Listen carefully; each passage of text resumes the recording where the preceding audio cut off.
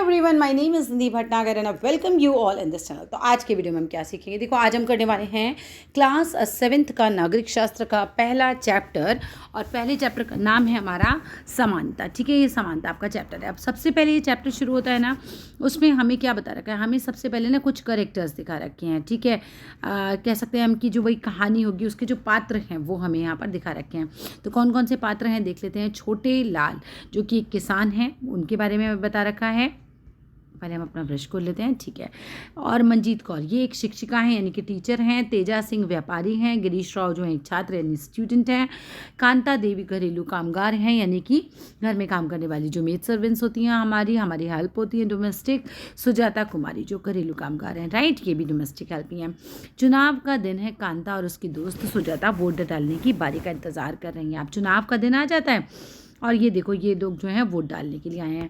तो अब ये क्या कहते हैं, कितनी अच्छी बात है ना सुजाता कि हम सब अपने देश के सामान्य नागरिक के रूप में वोट डाल सकते हैं। अब ये जो मेड्स है ना आपस में बात कर रही होती हैं कि भाई कितनी अच्छी बात है कि सबको जो है वो सेम ही अधिकार मिले हैं और हम भी जो है चाहे अमीर हम नहीं हैं लेकिन फिर भी हमें जो है वोट डालना जो है हमारे अधिकारों में आता है, हम वोट डाल सकते हैं। जैन साहब भी हमारे साथ इसी लाइन में खड़े हैं। हाँ बिल्कुल, अब देखो जैन साहब जो होंगे वो थोड़े अमीर होंगे तो दिखा रही हैं कि भाई जैन साहब जो हैं वो भी हमारे साथ वोट डालने के लिए आए हैं। चल कांता अब तेरी बारी आई, मैं तो वोट दूंगी जिसने हमारे मोहल्ले में पानी की पाइपलाइन लाने का वादा किया है। अब देखो जब भी वोट डालते हैं ना बच्चे, तो जो भी लोग खड़े हो रहे होते हैं चुनाव पे वो अलग अलग प्रकार के आपके वादे करते हैं। जैसे कोई कहता है मैं शिक्षा जो है उसमें कार्य करूँगा, शिक्षा के क्षेत्र में। कोई कहता है मैं आपको पानी दूंगा, कोई कहता है मैं बिजली की व्यवस्था करूँगा, कोई कहता है मैं अस्पताल बनवाऊंगा। फिर आपको जिसके वादे ज़्यादा समझ में आते हैं कहना चाहिए आप उसको वोट देते हैं। ठीक है, तो इस तरह से ये सब चल रहा है। अब यहाँ साइड में कुछ हमें दे रखा है समानता के बारे में, तो चलो इसे ज़रूर पढ़ लेना। भारत एक लोकतंत्रीय देश है। लोकतंत्रीय का मतलब होता है जहाँ पर लोगों का शासन होता है, मोटा मोटी कि हम जो हैं वो हम लोग वोट देते हैं और हम ही अपने नेताओं को चुनते हैं, फिर वो हमारे लिए काम करते हैं। कक्षा 6 की पुस्तक में हमने लोकतंत्रीय सरकार के मुख्य तत्वों के बारे में पढ़ा था, जैसे लोगों की भागीदारी, संघर्षों का शांतिपूर्ण समाधान, जब लोगों में डिस्प्यूट हो जाते हैं तो किस तरह से उनका समाधान निकाला जाता है। समानता, इक्वालिटी, अन्याय, जस्टिस। समानता लोकतंत्र की मुख्य विशेषता है कि भाई सभी लोगों को समान समझा जाता है। लोकतंत्र में सभी लोगों को समान समझाता है। ये नहीं होता कि अमीर आदमी तो इसके लिए कानून कुछ और होगा, गरीब आदमी तो कानून कुछ और होगा, ऐसा नहीं होता। सबको समान समझा जाता है और इसकी कार्यप्रणाली के सभी पहलुओं को ये प्रभावित भी करती है। इस अध्याय में आप समानता के बारे में और अधिक जानेंगे कि भाई समानता, इक्वालिटी क्या होती है, लोकतंत्र के लिए यह आवश्यक क्यों है, क्यों इक्वालिटी की ज़रूरत है और भारत में सब समान है या नहीं। हम कांता की कहानी से चर्चा आरंभ करते हैं। ठीक है, अब आगे आते हैं। अब यहाँ पर कौन दिखा रखे हैं भाई, अब्दुल रहमान दिखा रखे हैं। ये एक कारीगर हैं। शबनम बानो जो एक गृहिणी है, मतलब एक हाउसवाइफ होंगी। और ग्रेसी लेलिंग जो है परामर्शदाता हैं। परामर्शदाता कौन होता है, जो सलाहकार होते हैं। आइजैक लेलिंग सरकारी अधिकारी हैं, गवर्नमेंट ऑफिसर हैं। रुखसाना मिर्जा मीडिया कर्मी हैं। योगराज बेरोजगार हैं। अशोक जैन उद्योगपति हैं। सभी लोग सेम लाइन में लगे हुए हैं वोट देने के लिए, तो कोई फ़र्क पड़ता नहीं है इस चीज़ से कि कौन क्या करता है, अमीर है गरीब है, सब सेम है। कुछ देर बाद में आना कांता जी, नमस्ते साहब। ठीक है, तो ये देखो वोट डाल के जा रहे हैं। ठीक है, तो ये कांता को बोल के जाते होंगे ना कि बाद में आना कांता, तो बोलती है ठीक है नमस्ते साहब। ये देखो अब कांता अपनी सहेली को बता रही थी गुड़िया बुखार में पड़ी है और उसे अस्पताल लेकर जाना है, पर पहले साहब के घर का काम कराऊं और उनसे कुछ पैसे उधार ले आऊं। मतलब इनकी स्थिति ना बेचारी बहुत ही ख़राब होती है, बहुत गरीब हैं बेचारे, पैसे नहीं है तो काम करेंगे पहले। अब अमीर आदमी का क्या है, वो तो अपने बच्चे को आराम से देख सकता है, ठीक है, सिक लीव ले सकता है, सब कुछ कर सकता है। पर गरीब आदमी के लिए बहुत ही प्रॉब्लम होती है। अब उस बेचारे को पहले काम करने जाना पड़ेगा, काम करके वहाँ से पैसा उधार लेगी, तब जाके कहीं वो अपने बच्चे का इलाज करा पाएगी। अब ये अपने बच्चे से कह रही होती है ले लो यह पी लो, कुछ अच्छा लगेगा तुझे, और मैं तब शाम को लौटूंगी तो अपन अस्पताल चलेंगे। ठीक है, ये अपनी बच्ची को बता रही है। ठीक है, कि भाई शाम को आएंगे तब चलेंगे, वरना देखो कोई भी बच्चा बीमार होता है तो क्या होता है, माँ बाप तो तुरंत लेके जाते हैं, पर इनके पास ये ऑप्शन ही नहीं है। गुड़िया बार बार बीमार नहीं पड़ेगी तो क्या होगा, इस बस्ती में तो कभी साफ़ सफाई होती ही नहीं, मतलब बड़े परेशान है, बस्ती इतनी गंदी है और गंदगी में तो मतलब आदमी बीमार ही पड़ता है। कोने से अच्छे से साफ़ करना। अब ये बेचारी देखो घर में काम कर रही है और ये पूरा अच्छे से सफाई भी कर रही है। घर में उसका बच्चा देखो बीमार पड़ा हुआ है।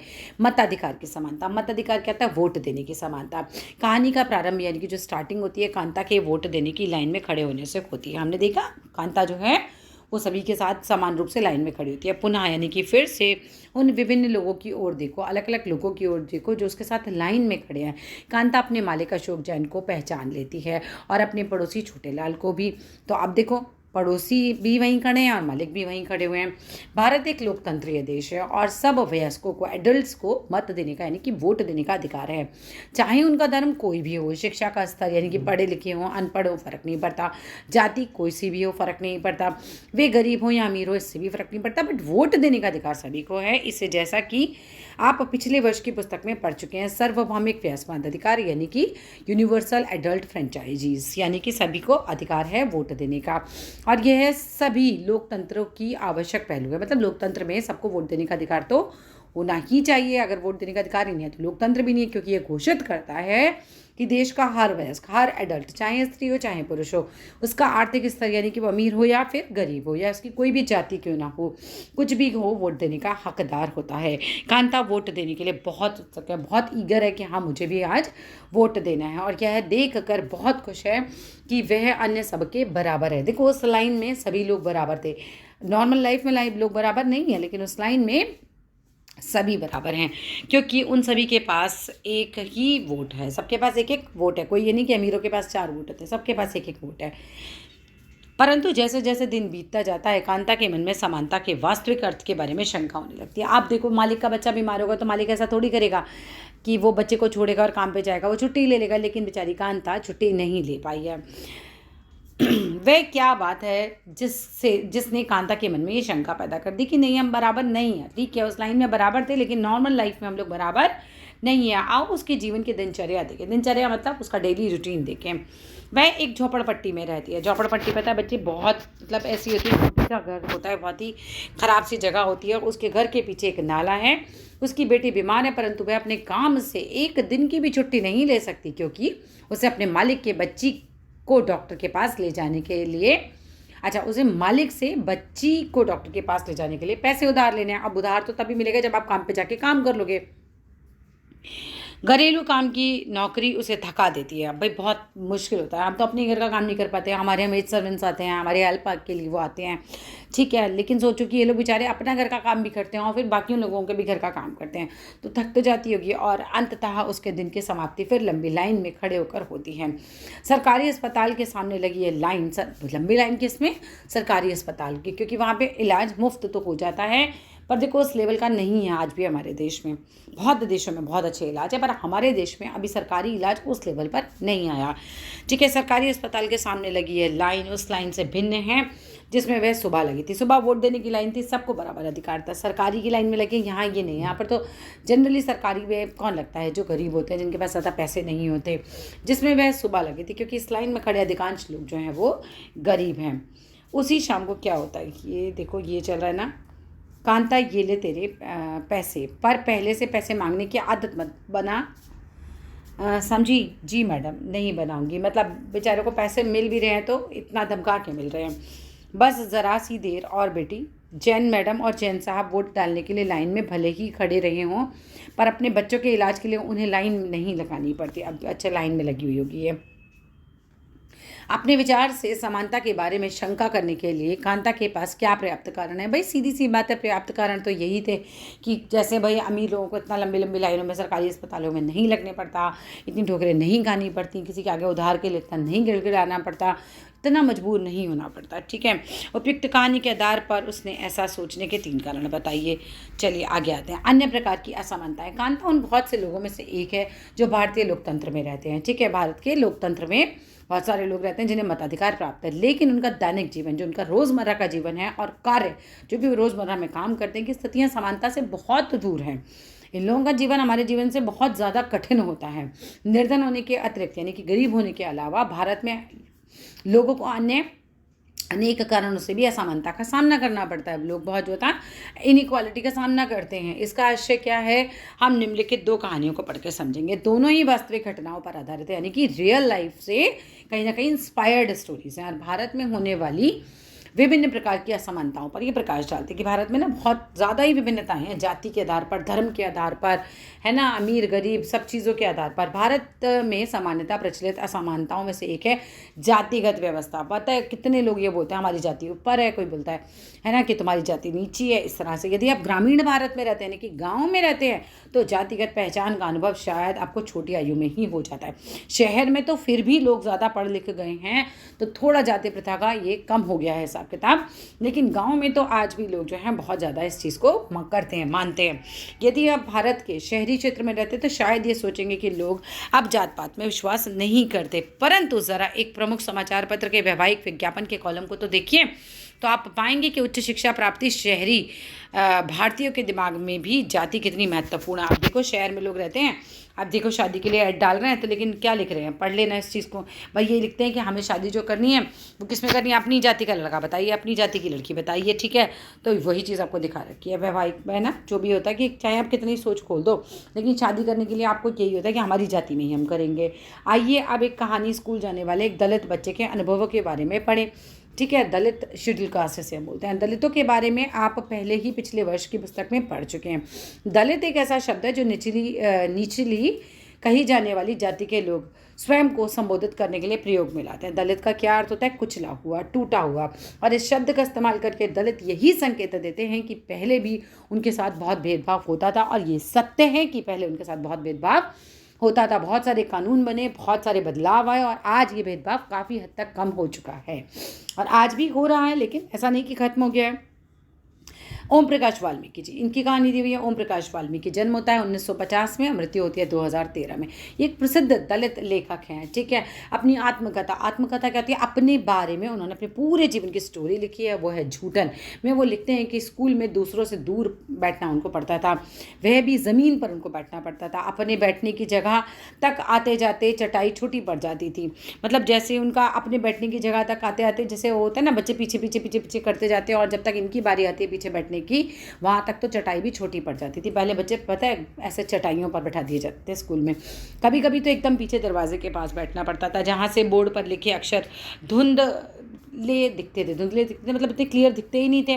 पीछे की तरफ बैठोगे तो कहाँ इतना दिखाई देगा। कभी कभी बिना कारण ही पिटाई भी कर देते थे, इतना मतलब उनके साथ गलत हो रहा था। जब वे कक्षा 4 में थे, प्रधानाध्यापक यानी कि जो प्रिंसिपल थे ना ओम प्रकाश से स्कूल और खेल के मैदान में झाड़ू लगाने को कहा।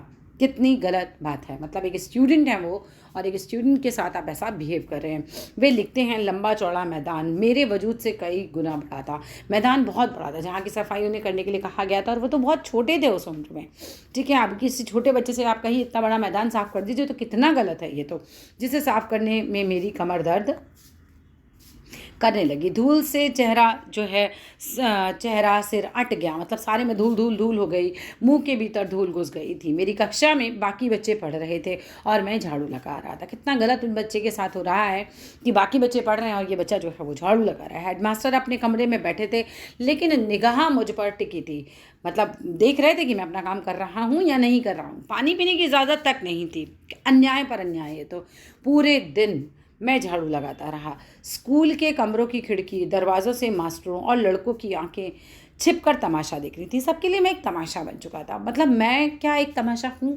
उनको कितना ख़राब फील हो रहा होगा कि लोग मुझे ऐसे देख रहे हैं जैसे मैं कोई तमाशे की चीज़ हूँ, ठीक है। ओम प्रकाश से अगले 2 दिनों तक स्कूल और खेल के मैदान में झाड़ू लगवाई जाती रही, और यह क्रम कभी तभी रुका जब उधर से गुजरते हुए उनके पिता ने अपने बेटे को झाड़ू लगाते देखा। अब एक दिन क्या होता है, ओम प्रकाश जी के पिता वहाँ से गुजर रहे थे, उन्होंने अपने बेटे को झाड़ू लगाते देख लिया। उन्होंने शिक्षकों का साहसपूर्वक सामना किया।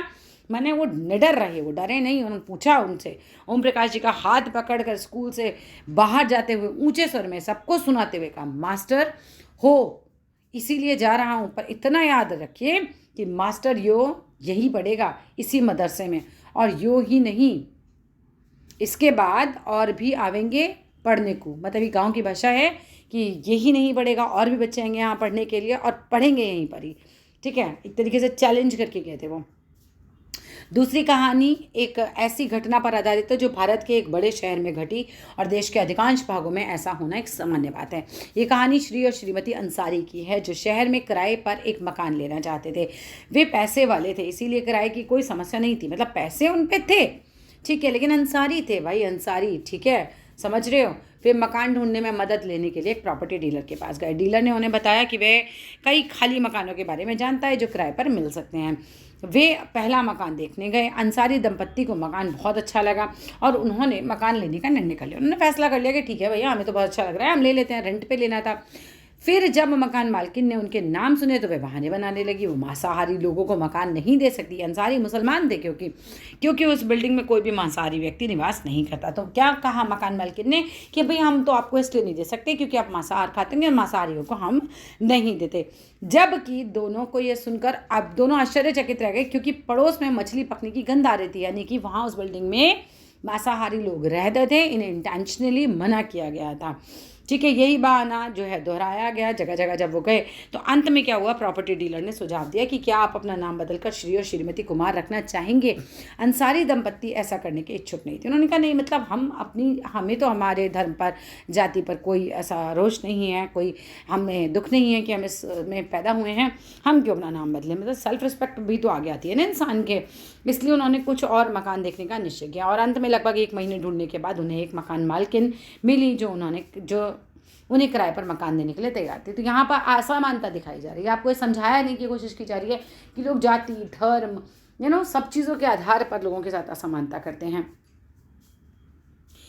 मानवीय गरिमा का मूल्य। अब तक आप समझ ही गए होंगे कि प्राय कुछ लोगों के साथ असमानता का व्यवहार बस इस कारण होता है कि उनका जन्म किस जाति में हो गया, लिंग में हो गया या धर्म में हुआ। लिंग में भी होता है असमानता, लड़का और लड़की के साथ जो है असमानता का व्यवहार आज भी किया जाता है बहुत सारी जगह, ठीक है। धर्म में तो है ही, और उच्च वर्ग के हों या मध्य वर्ग के या निम्न वर्ग के हों, लेकिन सबके यहाँ थोड़ा बहुत तो रहता ही है। ओम प्रकाश वाल्मीकि और अंसारी परिवार के साथ असमानता का व्यवहार जातिगत और धर्मगत कारणों से हुआ था। जब लोगों के साथ असमानता का व्यवहार होता है तो उनके सम्मान को ठेस पहुंचती है, सेल्फ रिस्पेक्ट को ठेस पहुंचती है। बहुत ख़राब लगेगा ना अगर कोई आपको आपकी जाति, आपके धर्म के कारण कुछ गलत आपके साथ करेगा, तो डेफिनेटली आपको बहुत हर्ट होगा। ओम प्रकाश वाल्मीकि और अंसारी दंपत्ति के साथ किए गए व्यवहार के कारण उनकी गरिमा को ठेस पहुंची। ओम प्रकाश वाल्मीकि को उनकी जाति के कारण स्कूल में झाड़ू लगवाकर शिक्षकों और छात्रों ने उनके सम्मान को बुरी तरह आहत किया, यानी कि उनकी बहुत ज़्यादा इंसल्ट करी और उन्हें महसूस कराया कि वे विद्यालय के अन्य छात्रों के समान नहीं हैं, ठीक है, उनसे कमतर हैं। अदरवाइज ऐसा नहीं होता सब बच्चों से सफाई कराते, लेकिन नहीं, उनको नीचा दिखाया गया। बच्चा होने के कारण ओम प्रकाश वाल्मीकि स्वयं इस बारे में कुछ नहीं कर सके, किंतु जब उनके पिता ने अपने बेटे को झाड़ू लगाते देखा तो उन्हें इस असमान व्यवहार पर क्रोध आया, गुस्सा आया और उन्होंने शिक्षकों के समक्ष यानी कि सामने विरोध प्रकट किया कि नहीं, आप गलत कर रहे हैं एक तरीके से। जब लोगों ने अंसारी दंपत्ति को अपना मकान किराए पर देने से इनकार कर दिया तब उनके सम्मान को भी चोट पहुंची, है ना। वो अपना धर्म नहीं बदलना चाहते थे। फिर जब प्रॉपर्टी डीलर ने उन्हें नाम बदलने का सुझाव दिया तब उनके आत्मसम्मान ने उन्हें ऐसा करने से रोक दिया। सेल्फ रिस्पेक्ट ने उन्होंने उस सुझाव को ठुकरा दिया। ओम प्रकाश और अंसारी दंपत्ति के साथ ऐसा व्यवहार नहीं होना चाहिए था। वे उसी सम्मान और उसी गरिमा के हकदार थे जो अन्य किसी व्यक्ति को मिलती है। भारतीय लोकतंत्र में समानता। भारतीय संविधान सब व्यक्तियों को समान मानता है, मतलब भारत के संविधान के अनुसार सभी लोग समान हैं, किसी भी धर्म का हो, जाति का हो, लिंग का हो। इसका अर्थ है कि देश के व्यक्ति चाहे वे पुरुष हों या स्त्री हों, किसी भी जाति के हों, धर्म के हों, शैक्षिक यानी कि पढ़े लिखे हों, अनपढ़ हों, आर्थिक पृष्ठभूमि में अमीर हों या गरीब हों, से संबंध रखते हैं, वो सभी समान माने जाएंगे। लेकिन इसके बाद भी हम ये नहीं कह सकते कि समानता खत्म हो गई। मतलब संविधान में लिखा है लेकिन लोग फॉलो कहाँ करते हैं, ठीक है, ये खत्म नहीं हुई है, लेकिन फिर भी कम से कम भारतीय संविधान में सब व्यक्तियों को समानता के सिद्धांत को मान्य किया गया है। जहां पहले भेदभाव और दुर्व्यवहार बुरा व्यवहार से लोगों की रक्षा करने के लिए कोई कानून नहीं था, अब अनेक कानून लोगों के सम्मान और उनके साथ समानता के व्यवहार को सुनिश्चित करने के लिए मौजूद हैं। आज आप बोल के देखिए किसी के साथ इस तरह से कि आप नीचे जाते हैं, आपको जेल हो जाएगी, ठीक है, तो कभी गलती भी ना कीजिएगा ऐसा करने की।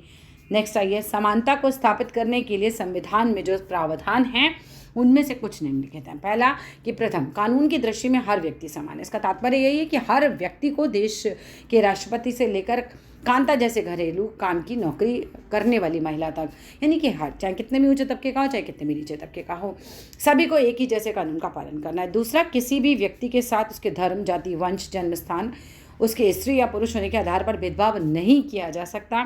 तीसरा, हर व्यक्ति सार्वजनिक स्थानों पर जा सकता है, कहीं पे भी जा सकता है सार्वजनिक स्थानों पर। ऐसा नहीं होगा कि आप इस जात के हैं तो आप ये कुआं से पानी नहीं पी सकते, आप इस स्कूल में नहीं जा सकते, आप इस मंदिर में नहीं जा सकते, सब जा सकते हैं। सड़कों पर नहाने के घाटों का उपयोग सभी कर सकते हैं। चौथा, अस्पृश्यता का उन्मूलन कर दिया गया, छुआछूत, ठीक है, वो बिल्कुल बंद कर दी गई है।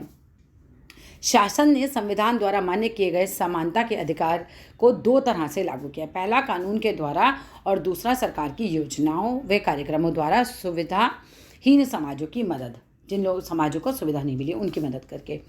भारत में ऐसे अनेक कानून हैं जो व्यक्ति के समान व्यवहार प्राप्त करने के अधिकार की रक्षा करते हैं। मतलब बहुत सारे ऐसे कानून बनाए गए हैं कि अगर आप किसी से उसकी समानता, इक्वालिटी का अधिकार छीनते हो ना, तो फिर देख लेना, समझ लेगा कानून फिर आपको अच्छे से। कानून के साथ साथ सरकार ने उन समुदायों जिनके साथ सैकड़ों वर्षों तक असमानता का व्यवहार हुआ है, उनके जीवन सुधारने के लिए अनेक कार्यक्रम और योजनाएं लागू की। रिजर्वेशन, आप जानिए, रिजर्वेशन भी तो यही चीज़ है कि इन लोगों के साथ, क्योंकि ये लोग बहुत पिछड़ गए हैं, क्योंकि इनके साथ असमानता का व्यवहार होता था, इसलिए रिजर्वेशन आया हुआ है उनका जीवन सुधारने के लिए। ठीक है, बहुत सारी योजनाएं लागू की हैं। ये योजनाएं यह सुनिश्चित करने के लिए चलाई गई हैं कि जिन लोगों को अतीत में अवसर नहीं मिले, पास्ट में अवसर नहीं मिले, अब उन्हें अधिक अवसर प्राप्त होंगे। इस दिशा में सरकार द्वारा उठाया गया एक कदम है मध्याह्न भोजन की व्यवस्था। बहुत बड़े, ये बहुत अच्छा है कि मिड डे मील जिसे हम बोलते हैं ना, स्कूलों में फ्री खाना दिया जाता है सरकारी स्कूलों में बच्चों को। इस कार्यक्रम के अंतर्गत सभी सरकारी प्राथमिक स्कूलों में के बच्चों को दोपहर का भोजन जो है स्कूल द्वारा दिया जाता है। यह योजना भारत में सर्वप्रथम तमिलनाडु राज्य में प्रारंभ की गई इंपॉर्टेंट लाइन है, और 2001 में उच्चतम न्यायालय, यानी कि जो हमारा सुप्रीम कोर्ट होता है, ने सभी राज्य सरकारों को इसे अपनाने के लिए स्कूल में 6 माह के अंदर प्रारंभ करने का निर्देश दिया था, कि कहा था भाई 6 महीने के अंदर सारे जो स्कूल हैं गवर्नमेंट के, वहाँ पे ऐसा होना चाहिए। इससे क्या होगा ना, गरीब आदमी कम से कम ये सोचेगा अपने बच्चे को स्कूल भेजने के लिए कि चलो यार, आज का खाना तो कम से कम दोपहर का ही वहाँ खा ही आएगा। पढ़ने में, पढ़ाने में उनको इतना इंटरेस्ट इसीलिए नहीं होता क्योंकि वो समझ नहीं होती उतनी, क्योंकि वो पढ़े लिखे नहीं होते, लेकिन खाने के लिए वो भेज देते हैं, तो इस बहाने बच्चा पढ़ लेगा, कम से कम देश की अगली पीढ़ी पढ़ी लिखी होगी। इस कार्यक्रम के द्वारा सकारात्मक प्रभाव हुए। उदाहरण के लिए, दोपहर का भोजन मिलने के कारण गरीब बच्चों ने अधिक संख्या में स्कूल में प्रवेश लेना और नियमित रूप से स्कूल जाना शुरू कर दिया। शिक्षक बताते हैं कि पहले बच्चा खाना खाने घर जाते थे और फिर वापस स्कूल लौटते ही नहीं थे, परंतु अब जब से स्कूल में जो मिड डे मील मिलने लगा है, मध्याह्न भोजन उनको मिलने लगा है, उनकी उपस्थिति में सुधार आया है, यानी कि बच्चे ज़्यादा प्रेजेंट होने लगे। वे माताएं जिन्हें पहले अपना काम छोड़कर दोपहर को बच्चों को खाना खिलाने घर आना पड़ता था, अब उन्हें ऐसा नहीं करना पड़ता। इस कार्यक्रम से जातिगत पूर्वाग्रहों को कम करने में भी सहायता मिली है, क्योंकि स्कूल में सभी जातियों के बच्चों के साथ साथ सभी भोजन करते हैं। पहले तो होता था ना, मेरे साथ नहीं बैठना, मेरे साथ खाना नहीं खाना, लेकिन स्कूल में तो सब समान है। आगे देखते हैं, मध्याह्न भोजन कार्यक्रम ने निर्धन विद्यार्थियों की भूख मिटाने में भी सहायता प्राप्त की है। भाई सहायता मिली है इससे, जो प्राय खाली पेट स्कूल आ जाते थे। कितनी दुखद बात है, आप स्कूल जा रहे हो और आपने कुछ खाया तक नहीं, और आपके पास कुछ है भी नहीं खाने के लिए। इस कारण पढ़ाई में भी बच्चे ध्यान नहीं लगा पाते थे, तो सरकार का एक बहुत अच्छा कदम है ये। यद्यपि जबकि शासकीय कार्यक्रम अवसरों की समानता बढ़ाने में महत्वपूर्ण भूमिका निभा रहे, कोशिश तो सरकार की पूरी है, किंतु अभी भी बहुत कुछ करने की आवश्यकता है। मध्याह्न भोजन कार्यक्रम ने निर्धन बच्चों को स्कूलों में प्रवेश और उनकी उपस्थिति तो बढ़ा दी, लेकिन फिर भी इस देश में वे स्कूल जहां अमीरों के बच्चे जाते हैं उन स्कूलों से बहुत अलग है ना, प्राइवेट स्कूलों से बहुत अलग है। वहाँ गरीबों के बच्चे पढ़ते हैं सरकारी स्कूलों में। आज भी देश के कई स्कूल हैं जिनमें ओम प्रकाश वाल्मीकि जैसे दलित बच्चों के साथ भेदभाव और असमानता का व्यवहार किया जाता है। इन बच्चों को ऐसी असमान स्थितियों में धकेला जाता है जहां उनके सम्मान की रक्षा नहीं हो पाती। मतलब बहुत बच्चों को बुरा लगता होगा। ऐसा इसलिए है क्योंकि कानून बन जाने के बाद भी लोग उन्हें समान समझने से इनकार कर देते हैं। कहीं ना कहीं लोगों के मन से निकालना बहुत ज़रूरी है, जो काम अब शिक्षा कर रही है। ठीक है, इसका मुख्य कारण ये है कि दृष्टिकोण में बहुत धीरे धीरे परिवर्तन आता है, आपकी सोच में बहुत धीरे धीरे परिवर्तन आता है। यद्यपि लोग ये जानते हैं कि भेदभाव का व्यवहार कानून के विरुद्ध है, फिर भी वे जाति, धर्म, अपंगता, पता है कितना खराब लगता होगा अगर कोई बच्चे का पैर खराब है, हाथ खराब है और आप उसको चिढ़ाते हो, तो दैट्स रियली रॉन्ग।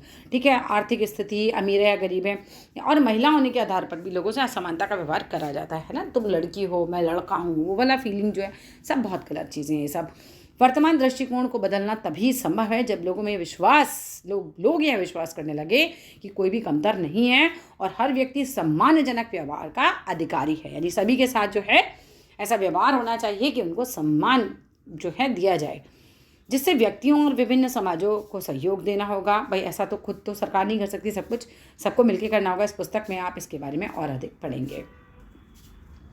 अन्य लोकतंत्रों में समानता के मुद्दे। शायद आप सोच ही रहे होंगे कि क्या भारतीय लोकतंत्र ही ऐसा है जहां समानता का अस्तित्व है और यहां समानता के लिए संघर्ष जारी है। सच तो यह है कि संसार के अधिकांश लोकतंत्रीय देशों में समानता के मुद्दे पर विशेष रूप से संघर्ष हो रहा है। मतलब ऐसा नहीं कि सिर्फ यह असमानता हमारे ही देश में, बहुत सारे देश ऐसे हैं जहाँ पर ये है। उदाहरण के लिए संयुक्त राज्य अमेरिका में अफ्रीकी अमेरिकन लोग जिनके पूर्वज गुलाम थे, है ना, और अफ्रीका से लाए गए थे, वे आज भी अपने जीवन को मुख्य रूप से असमान बताते हैं। क्यों? क्योंकि देखो वहाँ पर क्या था, अफ्रीका से गुलाम लाए जाते थे। अब उन गुलामों के जो बच्चे पैदा हुए ना, उनको भी ऐसे ही देखा जाता था कि मतलब जैसे वो उनके नौकर हों, बिल्कुल ठीक है। उनके साथ बहुत असमानता का जो है व्यवहार किया जाता था। अफ्रीकी अमेरिकनों को समान अधिकार दिलाने के लिए बहुत आंदोलन जो थे हुए थे, जबकि 1950 के अंतिम दशक में अफ्रीकी अमेरिकनों को समान अधिकार दिलाने के लिए आंदोलन हुआ था। इसके पहले अफ्रीकी अमेरिकनों के साथ संयुक्त राज्य में बहुत असमानता का व्यवहार होता था और कानून भी उन्हें समान नहीं मानता था। कानून की नज़र में भी वो समान नहीं थे पहले। उदाहरण के लिए बस में यात्रा करते समय उन्हें बस में पीछे बैठना पड़ता था। जब भी कोई गोरा आदमी बैठना चाहे तो उन्हें अपनी सीट से उठ जाना पड़ता था, जो कि कितना गलत है। बैठने का अधिकार तो सभी को होना चाहिए। ये देखो यहाँ पर एक एग्जाम्पल भी दिखाया है। रोज़ा पार्क्स एक अफ्रीकन अमेरिकन महिला थी। 1 दिसंबर को क्या होता है 1955 में, वो दिन भर का काम करके थक जाने के बाद बस में उन्होंने अपनी सीट एक गोरे व्यक्ति को देने से मना कर दिया। मतलब यही था ना कि गोरा आएगा तो आपको सीट छोड़नी पड़ेगी, उन्होंने नहीं छोड़ी। उस दिन उनके इनकार से अफ्रीकी अमेरिकनों के साथ असमानता को लेकर विशेष आंदोलन प्रारंभ हो गया, जो नागरिक अधिकार आंदोलन कहलाया, सिविल राइट्स मूवमेंट। ठीक है। 1964 के नागरिक अधिकार अधिनियम ने नस्ल, धर्म और राष्ट्रीय मूल के आधार पर भेदभाव को निषेध कर दिया। यानी कि बिल्कुल नहीं करोगे, कोई भी भेदभाव किसी के साथ नहीं करेगा, कानूनी अपराध हो गया था बेसिकली। अब वो इससे यह भी कहा कि अफ्रीकी अमेरिकन बच्चों के लिए सब स्कूलों के दरवाजे खोले जाएंगे और उन्हें उन अलग स्कूलों में नहीं जाना पड़ेगा जो विशेष रूप से केवल उन्हीं के लिए खोले गए थे। इतना होने के बावजूद भी अधिकांश अफ्रीकी अमेरिकन गरीब हैं। अधिकतर अफ्रीकी अमेरिकन बच्चे केवल ऐसे सरकारी स्कूलों में प्रवेश लेने के लिए सामर्थ्य रखते हैं जहाँ कम सुविधाएं और कम योग्यता वाले शिक्षक हैं, क्योंकि वो नहीं अफोर्ड कर सकते प्राइवेट स्कूल। जबकि गोरे विद्यार्थी निजी यानी कि प्राइवेट स्कूलों में जाते हैं या उन क्षेत्रों में रहते हैं जहाँ के सरकारी स्कूलों के स्तर निजी स्कूलों से जैसा ही ऊंचा होता है। ठीक है। लोकतंत्र की चुनौती। किसी भी देश को पूरी तरह से लोकतंत्रीय नहीं कहा जा सकता। ठीक है। हमेशा से ही ऐसे समुदाय और व्यक्ति होते हैं जो लोकतंत्र को नए अर्थ देते हैं, अधिक से अधिक समानता लाने के लिए नए नए सवाल उठाते हैं। इनके केंद्र में वह संघर्ष है जो सब व्यक्तियों को समानता और सम्मान दिलाने का पक्षधर है। मतलब चाहते तो हैं ना, लोग तो चाहते हैं, व्यक्ति ऐसे हैं।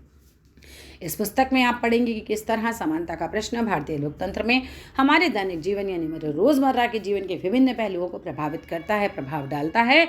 इन पाठों को पढ़ते हुए विचार कीजिए कि क्या सब व्यक्तियों की समानता और आत्मसम्मान को ऊंचा रखने की भावना को लोग स्वीकार कर रहे हैं या नहीं कर रहे हैं। That's all in this video. Video अच्छा लगे तो लाइक करना, शेयर करना, चैनल को सब्सक्राइब करना। Thank you.